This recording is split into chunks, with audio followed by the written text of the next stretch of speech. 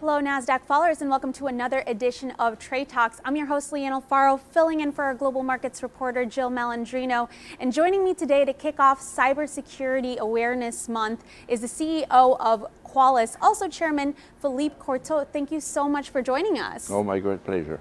So you are indeed representative of what a Nasdaq technology company is, a global company now helping, serving as a single cloud platform for IT security and compliance across all your global IT assets. Right. So could you tell us a little bit more about what Qualys does and how it serves its clients?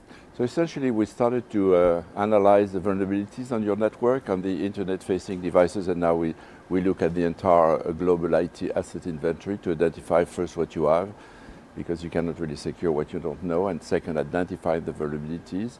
And now we have moved into many other aspects of security as well and created a real cloud platform, which of course gives us the advantage of a cloud architecture, which allows you to essentially deploy it at scale and also add a lot of analytics on the top of it.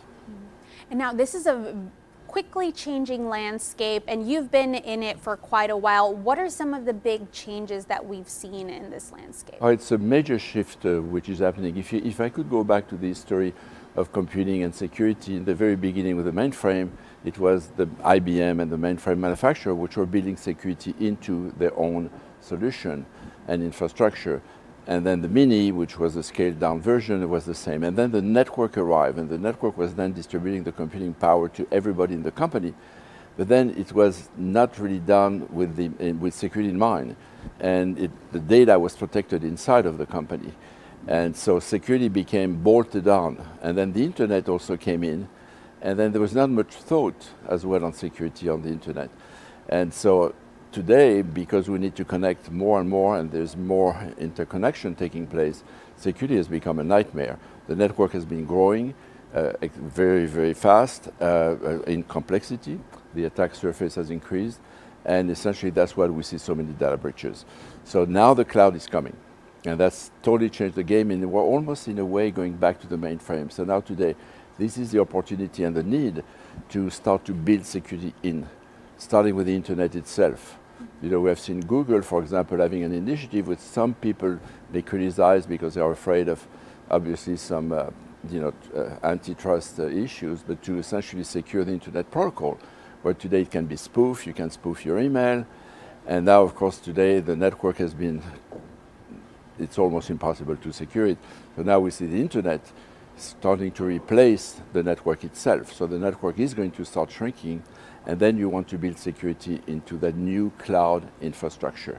And that's the new paradigm today, and security is really at a crossroad. And you've touched on this a little bit already, but cloud technology, obviously the foundation, a big foundation for Qualys. How is that transforming the way people think about protecting a company? So first of all, we have to understand that the cloud is, what is a cloud? The cloud is first an architecture to distribute the computing power. Like the mainframe was distributing the computing power to the large companies, the minis to the lab. Now today, the internet distributes all the computing power to everybody on the planet. And that's the major revolution. So today, everything connects with everything, thanks to the internet. And so that's why we absolutely need to protect the internet itself, this road of communications, as well as, of course, of everything that touches the internet. And that's why you need the visibility, and it will require a major effort. I can give you an example today of how we secure our homes. In the past, we were putting locks and steel plates and bars on the windows, and now suddenly we put sensors, and then the sensors beam up all that information to a center, to an incident response center, which call the cops or the fire marshal, and then you can control your home completely, see who knocks on your door, etc. But all of these different sensors, etc., are all interoperable. And what we see, the way security in your homes become, either you can do that almost yourself, with solutions like Simply Safe, or you could have a managed security service, which is doing that for you.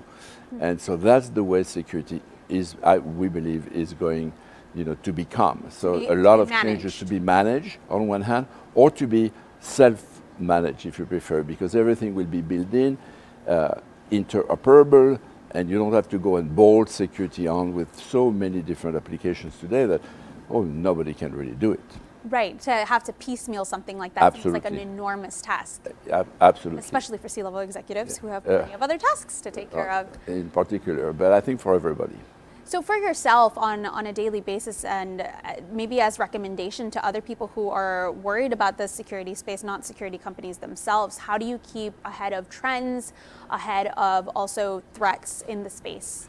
So I think generally speaking, this is a culture that every company needs to have.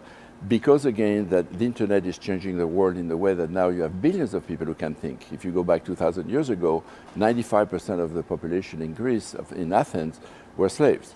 So very few people could think and make, of course, the human race, the culture evolve.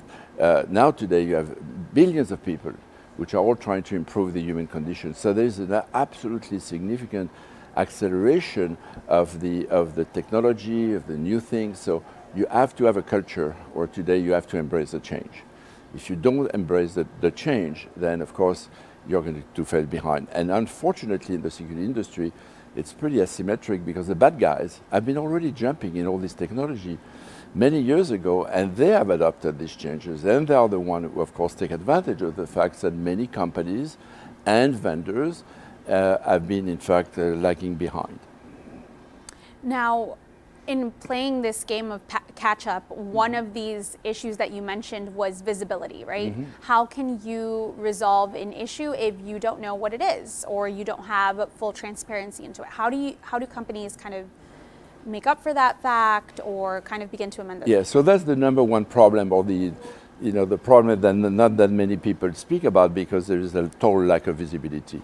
And again, if I take back the example of the homes, now today with these sensors, you can get the temperature, you can get if a bird knocks on your door, you can watch your dog inside, etc. So you have a lot of now technology through these sensors that allows you to have the full visibility, eliminate false alerts, which is a big problem in security.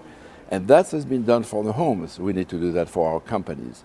So the key is to have sensors everywhere. We capture the data, analyze what's in on that device, when is that device connecting, analyzing the traffic, and bringing all that into a single place. And that's where this cloud architecture are wonderful, because you can bring a lot of data into one place and then throw a lot of computing power. And people would say machine learning and or artificial intelligence, which I think for security will take a little bit longer because of the complexity of the problem, but machine learning does work, but you can really throw a lot of analysis and then react extremely quickly, eliminate false alerts, and then essentially respond. So it's all about detection, of course, and response. Absolutely. Well, thank you, Philippe, so much for your insight. Again, kicking off Cybersecurity Month here at Nasdaq. It's a pleasure to have you, and we hope to have you back soon. Oh, thank you very much indeed. Okay, thank you. Thank you. Nasdaq followers, that has been Philippe Courtot. He's CEO and Chairman of Qualys. Please stay tuned for more updates coming to you right here on Trade Talks.